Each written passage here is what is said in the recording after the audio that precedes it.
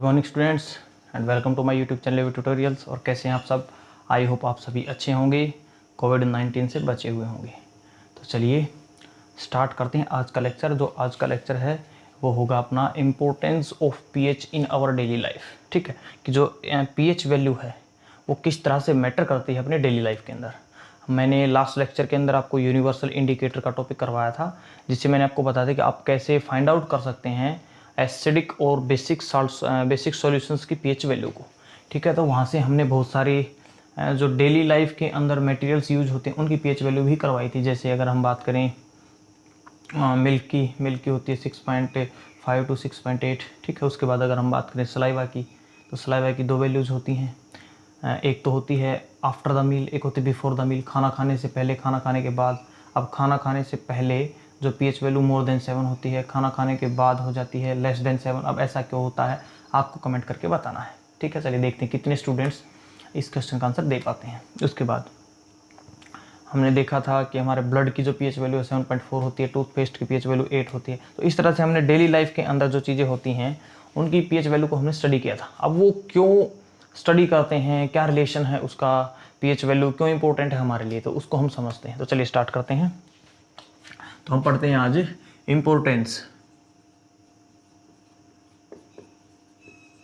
Importance of pH in our daily life. ठीक है, कि जो पीएच है उसकी भी क्या इंपॉर्टेंस है हमारे डेली लाइफ के अंदर। तो फर्स्ट हम पढ़ लेते हैं इसके अंदर हाँ जी, फर्स्ट हम पढ़ते हैं in digestion of food. In digestion of food, कि हमारी बॉडी के अंदर जो फूड का डाइजेशन होता है वो एक पर्टिकुलर पीएच वैल्यू पे होता है। जो गैस्ट्रिक जूस होते हैं उसकी जो पीएच वैल्यू होती है वो होती है 1.4। हमारे को अगर अपने फूड को अच्छे से डाइजेस्ट करना है तो हमारे गैस्ट्रिक जूस की जो पीएच वैल्यू है वो कितनी होनी चाहिए? 1.4। अगर उससे ज़्यादा एसिडिटी होती है, उससे ज़्यादा एसिडिक पीएच वैल्यू हो जाती है तो एसिडिटी कॉज हो जाता है। आपने देखा होगा कभी कभी हम ओवर ईटिंग कर लेते हैं, हमारे को एसिडिटी हो जाती है ना, हमारे को जो गैस फील होती है। तो वो एसिडिटी क्यों होती है? जब पीएच वैल्यू लेस हो जाती है 1.4 से। क्लियर? तो pH value very very important in our digestion of food. ठीक है, तो इन डाइजेशन ऑफ फूड के अंदर मैं शॉर्ट फॉर्म में लिखवाता हूँ। जो गैस्ट्रिक जूस है उसकी जो पीएच वैल्यू है वो होती है 1.4। तो हमारे डाइजेशन के अंदर डाइजेस्ट कब होगा फूड? जब पीएच वैल्यू कितनी रहे? 1.4। अगर इससे फॉल होती है, ठीक है, अगर पीएच वैल्यू लेस देन 1.4 हो जाती है तो उस सिचुएशन को हम बोलते हैं एसिडिटी। उस सिचुएशन को हम क्या बोलते हैं? एसिडिटी। क्लियर है? तो पहला कंसेप्ट, फूड को अच्छे से डाइजेस्ट करने के लिए हमारे पीएच वैल्यू कितनी रहनी चाहिए? 1.4। तो क्या पीएच वैल्यू का फूड के डाइजेशन से रिलेशन है? आप कहेंगे यस सर। फूड अच्छे से डाइजेस्ट तभी होगा जब पीएच वैल्यू कितनी? 1.4। क्लियर? अगर पीएच वैल्यू 1.4 से लेस हो जाती है तो उस सिचुएशन को हम क्या बोलेंगे? एसिडिटी। उस सिचुएशन को हम क्या बोलेंगे? एसिडिटी। अब एसिडिटी को अगर हमारे को रिमूव करना है, तो हमारे को क्या करना पड़ेगा? हमारे को लेने होते हैं एंटासिड्स। हमारे को क्या लेने पड़ते हैं? एंटासिड्स। अब आप बोलोगे सर एंटासिड्स क्या होते हैं? ऐसे सब्सटेंसेज जो एसिडिटी को रिमूव करते हैं, ऐसे सब्सटेंसेज जो एसिडिटी को क्या कर देते हैं? रिमूव, उनको हम बोलते हैं एंटासिड। मैं लिखवा भी देता हूँ एंटासिड क्या होते हैं। Antacids are mild bases. ये क्या होते हैं? Mild bases which न्यूट्रलाइजेज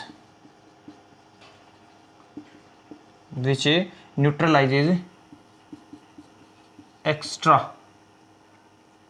acid in our body, या आप कहें इन आवर डाइजेस्टिव सिस्टम।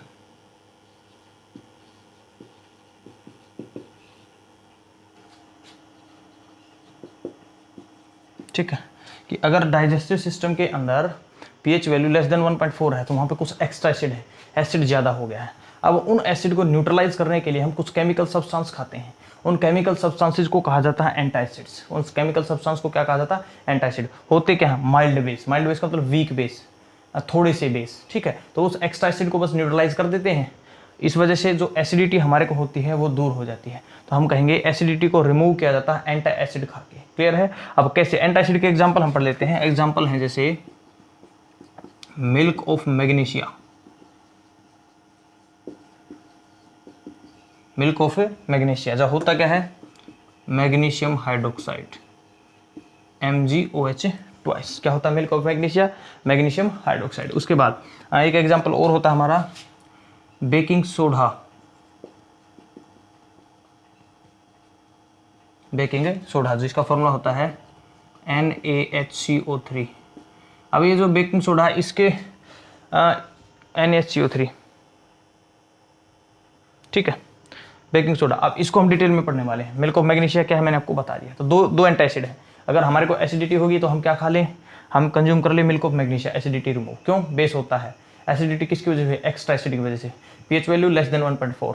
ये खा लिया तो ये OH प्रोड्यूस करेगा, OH नेगेटिव आयंस। वो H पॉजिटिव को न्यूट्रलाइज कर देंगे।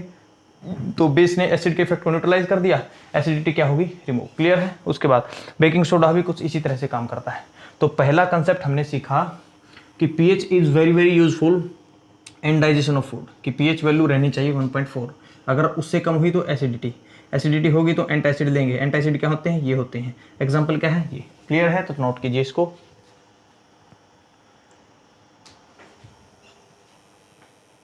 वेरी गुड, नोट हो गया है। चलिए उसके बाद सेकेंड यूज हम सीखते हैं pH का। तो जो सेकेंड यूज है वो है pH का हमारी बॉडी के अंदर क्या? Tooth decay. pH पे और क्या डिपेंड करता है? टूथ डीके, ठीक है। अगर देखिए हमारे फूड के अंदर कोई भी फूड अगर हम लें उसमें मोस्टली के अंदर शुगर प्रेजेंट होता है, मतलब मिठास मौजूद होता है उसके अंदर, कार्बोहाइड्रेट मौजूद होते हैं। अगर शुगर आ जाता है तो जैसे ही शुगर वाली कोई भी आइटम अगर हम खाते हैं तो माउथ के अंदर बैक्टीरियाज प्रेजेंट होते हैं। वो बैक्टीरियाज अब क्या करेंगे? उन शुगर फूड के साथ उनको कंज्यूम करके बनाएंगे एसिड, जैसे कि लैक्टिक एसिड, जैसे कि लैक्टिक एसिड। तो मीन्स हमने शुगरी फूड खाया, माउथ के अंदर बैक्टीरिया प्रेजेंट है, बैक्टीरिया ने उस फूड के साथ रिएक्ट किया या फिर उसको कंज्यूम किया, उसको डिग्रेड करके बना दिया एसिड। तो मीन्स हमारे माउथ के अंदर जो pH वैल्यू हो वो क्या हो जाएगी? डिक्रीज। हमारे माउथ के अंदर pH वैल्यू क्या हो जाएगी? डिक्रीज। अब अगर माउथ की pH वैल्यू लेस देन 5.5 होगी तो हमारा टूथ डीके स्टार्ट हो जाएगा। तो हमने क्या सीखा कि tooth decay starts when pH of mouth becomes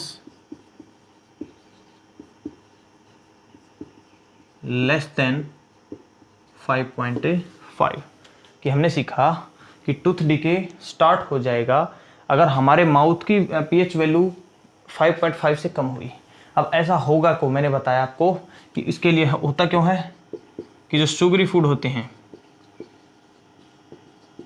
sugary food के ऊपर कनेक्ट करते हैं बैक्टीरिया, ठीक है। और बैक्टीरिया एक्ट करके क्या बनाते हैं? एसिड। और एसिड जैसे कि एग्जांपल लैक्टिक एसिड, जैसे कि एग्जांपल मैंने दिया लैक्टिक एसिड, ठीक है। और इस एसिड की वजह से pH वैल्यू फॉल्स, इस एसिड की वजह से pH वैल्यू फॉल्स। क्लियर है? बात समझे आप कि हमारे जो दांत हैं वो खराब क्यों होते हैं।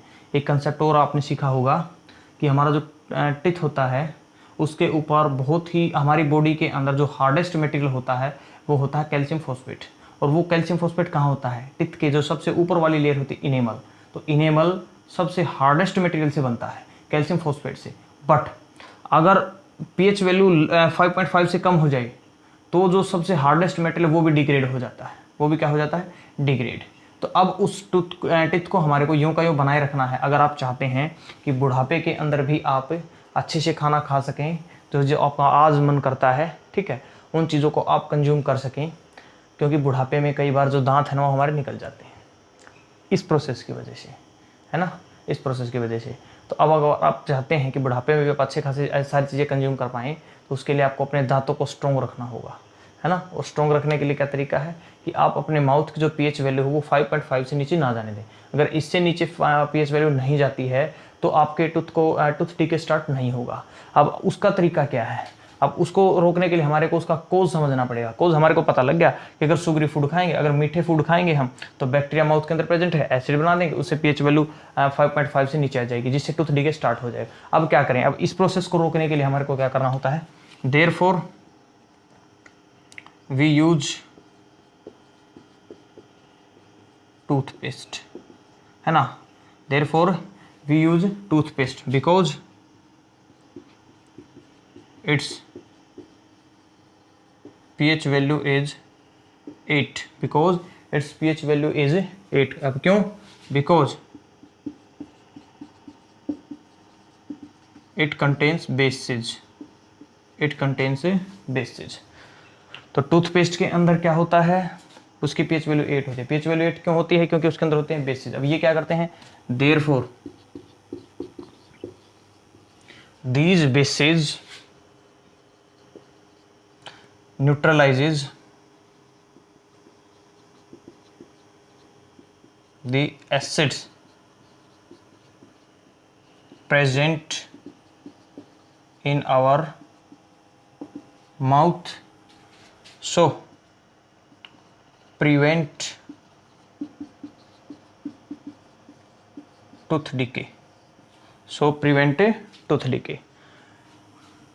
तो पीएच का हमारे माउथ के अंदर जो टूथ डिके है उसके अंदर भी इसका बहुत बड़ा रोल है। क्या रोल है आपको पता लग गया है। अब उस रोल को जानने के बाद आपको उसका सॉल्यूशन करना था। सॉल्यूशन क्या करना है आपको, पहले तो जो शुगरी फूड है वो कम से कम आप कंज्यूम करें। जो फूड मीठे होते हैं मीठा कम से कम खाएं, ठीक है। क्यों, मैंने रीज़न बताया आपको। अगर मीठा खा भी लेते हैं तो आपको क्या करना, खाना खाने के बाद आपको क्या करना है, ब्रश ना, आपको अपने टीथ को ब्रश करना है टूथपेस्ट की हेल्प से। क्यों करना है, क्योंकि टूथपेस्ट के अंदर होते हैं बेसेस, इसीलिए उसकी पीएच वैल्यू होती है 8।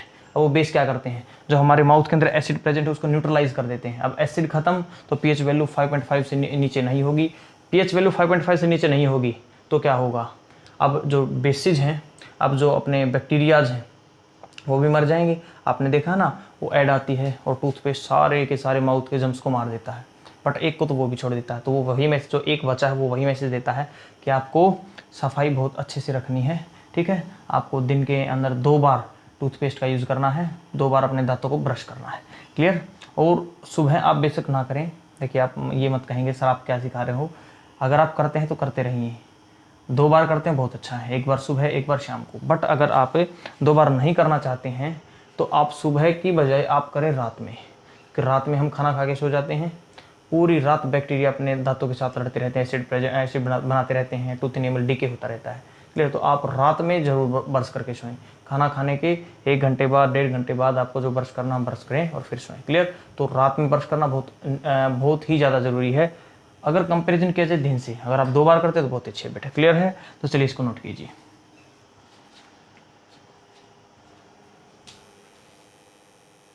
वेरी गुड, नोट हो गया है। चलिए अच्छा, तो 2 कंसेप्ट हमने सीखे कि टूथ डिके का रिलेशन है पीएच वैल्यू से, फूड के डाइजेशन का रिलेशन है पीएच वैल्यू से, ठीक है। अब हम नेक्स्ट पढ़ते हैं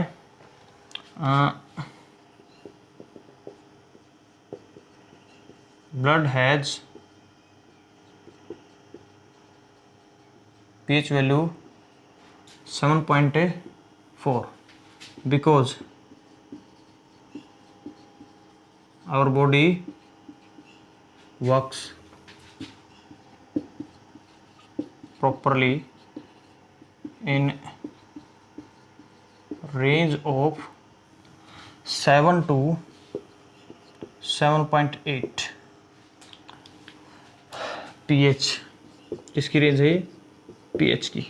अगर हमारी बॉडी के अंदर जो ब्लड है उसकी pH रेंज रहे 7 to 7.8, अगर ये रेंज रहती है तो हमारे बॉडी के सारे पार्ट्स अच्छे से काम करते हैं, क्लियर। तो इसीलिए हमारे जो ब्लड की जो pH वैल्यू वो कितनी रहनी चाहिए, 7.4, रेंज कितनी है 7 to 7.8, इसके बीच में रहता तो कोई दिक्कत नहीं है, हम सर्वाइव कर लेंगे। बट इससे गिरती है, इससे बढ़ती है तो हो जाएगी दिक्कत। क्लियर है? तो मीन्स हमारे ब्लड सर्कुलेटरी सिस्टम से भी पीएच का रिलेशन है। क्लियर है? तो चलिए नेक्स्ट कंसेप्ट पढ़ते हैं हम इन। अच्छा, और क्या हम कर सकते हैं? अच्छा, इन ग्रोइंग ऑफ प्लांट,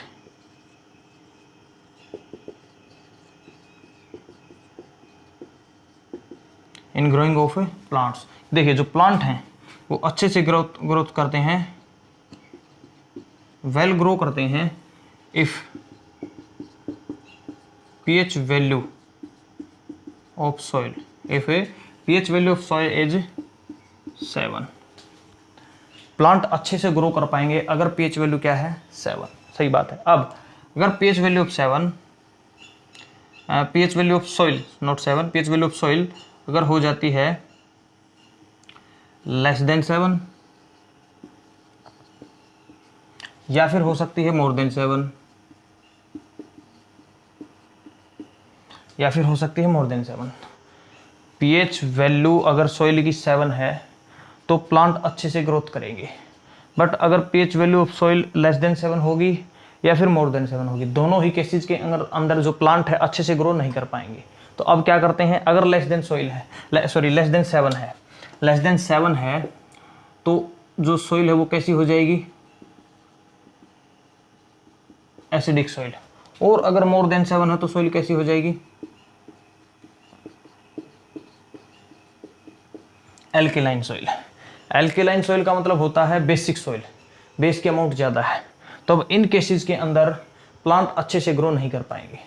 ठीक है, तो अब क्या करें? अब एसिडिक सॉइल अगर एसिडिक सॉइल है तो हम उसके अंदर ऐड कर देंगे, हम ऐड कर देते हैं एसिडिक सॉइल के अंदर क्या ऐड कर सकते हैं?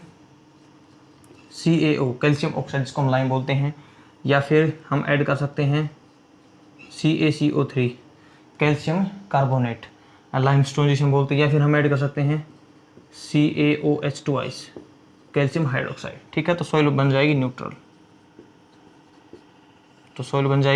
और न्यूट्रल के अंदर प्लांट अच्छे से ग्रो कर पाएंगे। क्लियर है?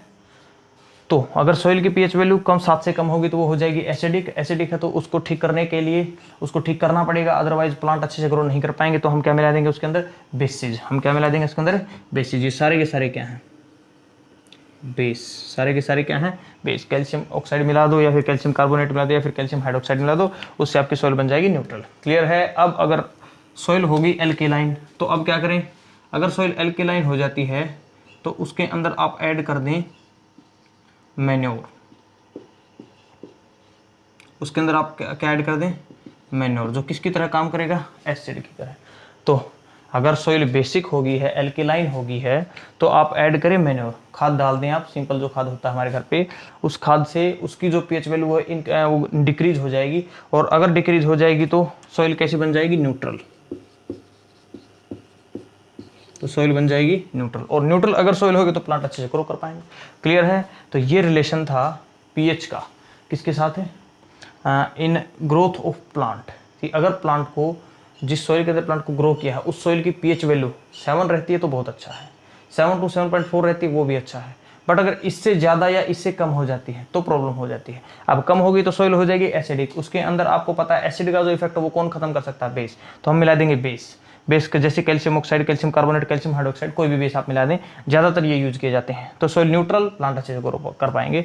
बट अगर pH वैल्यू ऑफ सॉइल हो जाएगी मोर देन 7 से ज़्यादा, तो एल्केलाइन सॉइल हो जाएगी। एल्केलाइन सॉइल के अंदर क्या एसिड ऐड करना पड़ेगा? एसिड। अब एसिड की फॉर्म में, किस फॉर्म में? मैन्योर से क्या हो जाएगा? न्यूट्रल। क्लियर है? तो ये रिलेशन था pH का, किसके साथ है? In the growth of plant. Clear है? आई होप आपको समझ आया है। नोट कीजिए, पढ़ते हैं नेक्स्ट यूज की तरफ। अच्छा, ये चीज़ें विजिबल हैं आपको? ओके, सारी चीज़ें विजिबल हैं, वेरी गुड। उसके बाद तो 4 यूजेज हमने पढ़ लिए pH के। अच्छा, नेक्स्ट क्या है? नेक्स्ट हम कह सकते हैं in survival of aquatic animals. हाँ जी, in survival of aquatic animals। In survival of aquatic animals, कि एक्वाटिक एनिमल सर्वाइव कर पाते हैं, उसका रिलेशन किससे है? पीएच वैल्यू से, कि सर्वाइव करेंगे या नहीं करेंगे, डिपेंड करता है पीएच वैल्यू पे। क्यों? देखिए, जो एक्वाटिक एनिमल्स है वो कहाँ रहते हैं? वो रहते हैं वाटर के अंदर, जैसे अपने रिवर के अंदर हो गए, सी के अंदर हो गए, एटसेट्रा। अब उस वाटर की जो पीएच वैल्यू होती है उससे रिलेशन है इनके सर्वाइवल का। अगर उसकी पीएच वैल्यू कम होगी तो प्रॉब्लम हो जाएगी, ज़्यादा होगी तो भी प्रॉब्लम हो जाएगी। पर्टिकुलर रेंज है पीएच वैल्यू की, नियर बाई 7 है ना, न्यूट्रल के आसपास, चाहे न्यूट्रल से थोड़ा सा कम, चाहे न्यूट्रल से थोड़ा सा ज़्यादा, मतलब 6.5 to 7.5 यहाँ तक तो वो सर्वाइव कर लेते हैं। कुछ थोड़ा सा कम ज़्यादा में भी कर सकते हैं, बट जनरली हम रेंज बता रहे हैं। तो एक्वाटिक एनिमल्स इस रेंज तक तो है सही। अब इससे कम हुई तो भी प्रॉब्लम, इससे ज़्यादा हुई तो भी प्रॉब्लम। क्लियर? तो एक्वाटिक एनिमल्स एक पर्टिकुलर पीएच रेंज के अंदर सर्वाइव कर पाते हैं, तो उसका भी रिलेशन है। अब इनसे प्रॉब्लम क्या होती है? अब देखिए, एक्वाटिक एनिमल्स रहते हैं वाटर के अंदर, ठीक है। अब इस वाटर के अंदर ऐड होता है रेन वाटर। वाटर के अंदर क्या ऐड हुआ? रेन वाटर, ठीक है। अब इस रेन वाटर के अंदर क्या होता है? एक आपने कंसेप्ट सुना होगा, एसिड रेन। आपने कंसेप्ट सुना है एसिड रेन। अब एसिडिक रेन कब बोलोगे? जब पीएच वैल्यू हो जाएगी less than 5.5। PH value of water की, जो रेन वाटर है उसकी पीएच वैल्यू 5.5 से कम होगी तो उस टाइम पे वाटर हो जाएगा एसिडिक, और उस टाइम पे जो रेन है उसको बोलोगे आप एसिड रेन, ठीक है। तो एक्वाटिक एनिमल्स रहते हैं वाटर के अंदर। वाटर के अंदर अगर रेन वाटर मिलता है, आपको पता बारिश के टाइम पे अगर बारिश हुई, कैसी? एसिड रेन, कि जिसके वाटर की वैल्यू पीएच वैल्यू 5.5 से कम है, तो जो वाटर है, वाटर कैसा बन जाएगा? Acidic. Water becomes acidic, therefore aquatic animals cannot survive. Aquatic animals cannot survive, कि अगर pH वैल्यू 5.5 से कम हुई तो वो सर्वाइव नहीं कर पाएंगे। और क्यों होगी? रेन वाटर की वजह से।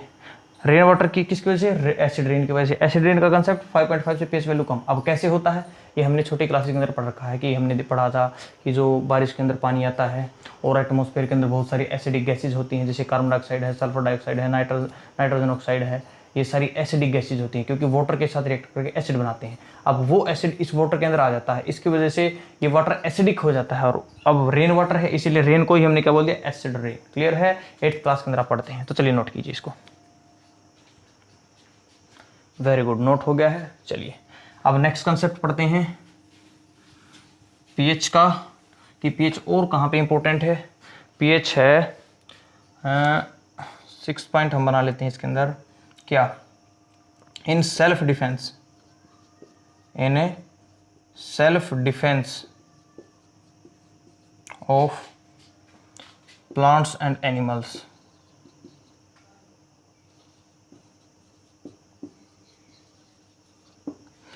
In self defence of plants and animals, की कुछ प्लांट अपने आप को डिफेंड करने के लिए अपने प्रीडेटर से किसका यूज करते हैं? पीएच का। अब बोलोगे सर ये कैसी बकवास है, पीएच से कोई कैसे अपने आप को प्रोटेक्ट कर सकता है? तो देखिए, आपने सुना होगा एक प्लांट, नेटल प्लांट, ठीक है। तो नेटल प्लांट क्या करता है? स्टिंग। इसकी जो लीव्स होती हैं उसके ऊपर स्टिंग होते, कांटे होते हैं, उन कांटों से ये इंजेक्ट करता है एसिड। उन कांटों से ये क्या करता है? Inject acid. तो जैसे ही हम नेटल प्लांट को टच करेंगे, अगर उसके पास जाएंगे तो उसको अगर खतरा महसूस होता है तो उसके लिए उसने एक एडेप्टेशन कर रखी है, उसके ऊपर पास स्टिंग होते हैं, कांटे होते हैं। अगर वो कांटा अगर हमारे स्किन में लग गया तो हमारे अंदर इंजेक्ट करेगा एसिड। अब आपको पता है कि acids are corrosive in nature. Acid जिस भी चीज़ के ऊपर पड़ते हैं उसको कोरोजन करते हैं, मीन्स उसके ऊपर वाले सरफेस को खराब करने की कोशिश करते हैं या फिर हार्म करते हैं। एसिड हमारे स्किन पे पड़ जाए तो हमारी स्किन को बर्न कर देते हैं। अब इसने एसिड हमारी बॉडी के अंदर इंजेक्ट कर दिया तो हमारे को बर्निंग सेंसेशन, जलन फील होती है, जिससे हमारे को दर्द होता है। इस वजह से हम नेटल प्लांट के पास नहीं जाएंगे। तो नेटल प्लांट ने अपने आप को खुद को प्रोटेक्ट कर लिया by the using of concept of pH. उसने एसिड इंजेक्ट कर दिया। क्लियर है? तो नेटल प्लांट के पास स्टिंग होता है, उस स्टिंग के अंदर क्या होता है? एसिड। अब इस एसिड को न्यूट्रलाइज करने के लिए हम क्या यूज कर सकते हैं? एक दूसरा प्लांट, डोक प्लांट, ठीक है। अगर नेटल प्लांट के पास आप चले गए, आपको उसने काट लिया, स्टिंग हो गया, एसिड आपको इंजेक्ट कर दिया और आपको बर्निंग सेंसेशन हो रही है, जलन आपको हो रही है, तो आप क्या करें, उसके पास में ही एक डॉग प्लांट मिलेगा, उसके पास में ही आपको डॉग प्लांट मिलेगा और उस डॉग प्लांट की लीव्स के अंदर होता है बेसिक सॉल्यूशन। उस बेसिक सॉल्यूशन को आप अपने स्किन के ऊपर रब कर लीजिए, क्या होगा, उसके अंदर है बेस और नेटल प्लांट ने एसिड आपके अंदर बॉडी के अंदर रिजेक्ट किया है, तो डॉग प्लांट के अंदर बेस है, इसकी वजह से इस एसिड को न्यूट्रलाइज कर देगा और आपको जो पेन है उससे क्या मिलेगी, रिलीफ। क्यों? क्योंकि डॉग प्लांट के अंदर होता है बेस, डॉग प्लांट के अंदर होता है बेस। क्लियर है? तो देखिए प्लांट ने भी एसिड बेस साल्ट वाले कंसेप्ट को, मतलब पीएच के कंसेप्ट को यूज किया अपने आप को डिफेंड करने के लिए। उसके बाद है एनिमल्स का एग्जांपल लेते हैं। एनिमल्स में जैसे एनिमल्स में किसका एग्जांपल होगा, वास्प। वास्प आपने देखे हैं, तो तैयार आप बोल देते हैं, है ना, वास्प। चलिए, तो वास्प क्या इंजेक्ट करते हैं, वास्प इंजेक्ट करते हैं बेस। वास्प किसको इंजेक्ट करते हैं, बेस को। उसके बाद अगर आपने एक पढ़ा है हनी बी, बी किसको इंजेक्ट करती हैं, एसिड को। उसके बाद अगर आपने सुना है नाम आंट का, है ना, आंट चींटी, तो चींटी के कांटे के अंदर भी क्या होता है, एसिड। तो आंट भी किसको इंजेक्ट करती हैं, एसिड को। तो अगर आप आंट को डिस्टर्ब करोगे तो क्या होगा, आंट आपको काट लेगी। आंट अगर आप काटेगी, आंट के स्टिंग के अंदर भी क्या होता है, एसिड। हनी बी, मधुमक्खी को अगर आप डिस्टर्ब करोगे, प्रॉब्लम करोगे उनको क्रिएट, तो क्या करेगी, आपको काट लेगी। और काटते वक्त वो क्या इंजेक्ट करती है आपकी बॉडी में, एसिड। वास्प इंजेक्ट करता है बेस। क्लियर? तो अगर बी काट ले, अगर बी काट लेती है, एसिड वो छोड़ेगी, तो आपको अपने आप को डिफेंड करना है। अब देखिए प्लांट और एनिमल ने तो डिफेंड कर लिया, अब हम कैसे डिफेंड करें। यहाँ पे मैंने आपको बताया कि डॉग प्लांट आपके पास मौजूद होगा नेटल प्लांट के पास, तो आप यूज कर लीजिए, या फिर आपके पास कहीं पे से भी कोई भी बेसिक सॉल्यूशन उसको आप कंज्यूम कर लीजिए, या फिर कंज्यूम बोल रहा हूँ, रब कर लीजिए स्किन के ऊपर। अब यहाँ पे वास्प ने अगर काट लिया तो बेस, तो उसने अपने आप को डिफेंड कर लिया बेस से, तो आप न्यूट्रलाइज कीजिए, इसको न्यूट्रलाइज कीजिए। और किसकी हेल्प से, कोई भी एंटासिड, जो मैंने आपको बताया था, एंटासिड, बेकिंग सोडा आप लगा लीजिए अपने स्किन पे, ठीक हो जाओगे, नो प्रॉब्लम। बी, सॉरी देखिए थोड़ा सा मिस्टेक हो गया मेरे से, वास्प को मैं समझा रहा था, वास्प ने छोड़ा है बेस, तो बेस को न्यूट्रलाइज करने के लिए आप क्या कीजिए, कोई भी एसिडिक सॉल्यूशन, कोई भी एसिडिक सॉल्यूशन आप यूज कर सकते हैं अपने स्किन के ऊपर। एसिडिक सॉल्यूशन का मतलब आप पिकल, आप अचार यूज कर सकते हैं। हम करते हैं ना, कई बार हमारे को अगर ये काट लेता है वास्प में, तो हम अचार लगा लेते हैं। क्लियर? पिकल लगा लेते हैं, क्यों, उसके अंदर होता है एसिड। पिकल्स के अंदर क्या होता है, एसिड। उसने क्या छोड़ा था, बेस। तो हमने अपने आप को एसिड लगा के डिफेंड कर लिया, उन्होंने अपने आप को बेस को इंजेक्ट करके। अब देखते हैं बी के साथ क्या है। तो बी क्या छोड़ती है, एसिड। अब बी एसिड छोड़ती है, आंट भी एसिड छोड़ती है, तो अब इसको न्यूट्रलाइज कर देंगे, हम अपने आप को बचाएंगे इनके इफेक्ट से। कैसे न्यूट्रलाइज कर देंगे, क्या यूज करके, एंटासिड। क्या यूज करके, एंटा एसिड। एंटासिड मीन्स बेस, कोई भी बेस, जैसे बेकिंग सोडा, जैसे कोई भी बेसिक सॉल्यूशन, आप जनरली सोप साबुन भी लगा सकते हैं, उससे भी आपका जो पेन है वो कम हो जाएगा। तो इस तरह से in self defence of plant and animals, तो हमने भी अपने आप को डिफेंड किया। इन्होंने अगर हमारे को काट लिया, एसिड छोड़ा है तो हमने बेसिक सॉल्यूशन अप्लाई कर दिया, बेस छोड़ा है तो एसिड अप्लाई कर दिया। दोनों के एग्जाम्पल मैंने आपको बताए, प्लांट का एग्जाम्पल भी मैंने आपको बताया। तो ये था सेल्फ डिफेंस एनिमल्स का, प्लांट का, किसको यूज करके, पीएच के कंसेप्ट को यूज करके। एसिड छोड़ा, किसी ने बेस छोड़ा, उसने बेस छोड़ा तो हमने एसिड यूज कर लिया, उसने एसिड छोड़ा तो हमने बेस यूज कर लिया। क्लियर है? तो ये था कंसेप्ट पीएच का, कि pH is very very important in our daily life for both animals and plants. बहुत सारे एग्जाम्पल्स मैंने आपको बताए, ह्यूमन बॉडी से रिलेटेड भी, जैसे डाइजेशन ऑफ फूड है, टूथ डीके है, एटसेट्रा एटसेट्रा। क्लियर है? तो आई होप आपको जो पीएच का कंसेप्ट वो अच्छे से समझ आया है। अगर समझ आया है, और वीडियो को जब आप देख लेते हैं तो आपको कमेंट करना होता है डन सर, ताकि मेरे को पता लगे किस किस स्टूडेंट ने इस वीडियो को देखा है। ठीक है? और अगर वीडियो अच्छी लगे तो लाइक भी करें, साथ में कमेंट भी करें, साथ में वीडियो को शेयर करें, चैनल को सब्सक्राइब करें। तो मिलते हैं नेक्स्ट वीडियो के अंदर, तब तक के लिए घर पर रहें, सेफ रहें।